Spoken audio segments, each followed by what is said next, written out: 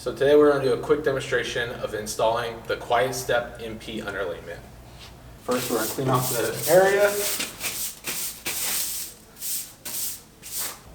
unroll it. After you unroll it, you are going to have to flip it over. You're going to want the felt side down. So the reason why you'd want the felt down on the floor is that allows the moisture to wick out to the outside of the perimeter of the flooring underneath the underlayment. So same thing again. One thing to note is make sure that you have the 6mm poly overlapping on the tape on the other side, so don't mix them up and change directions.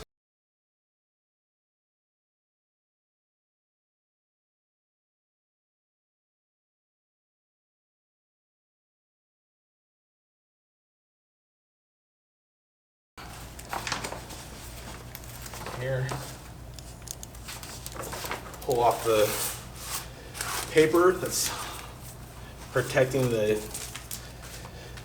double-sided tape.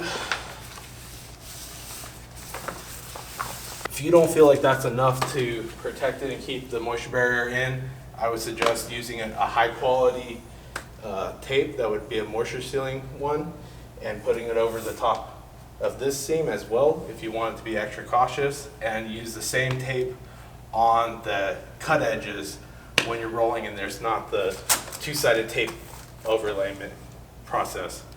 But this would be all you would need to do for the installation of the underlayment, and then from there you'd cut off the excess around the wall, get that nice and tight, and just make sure that you have a 1/4 inch away from the wall.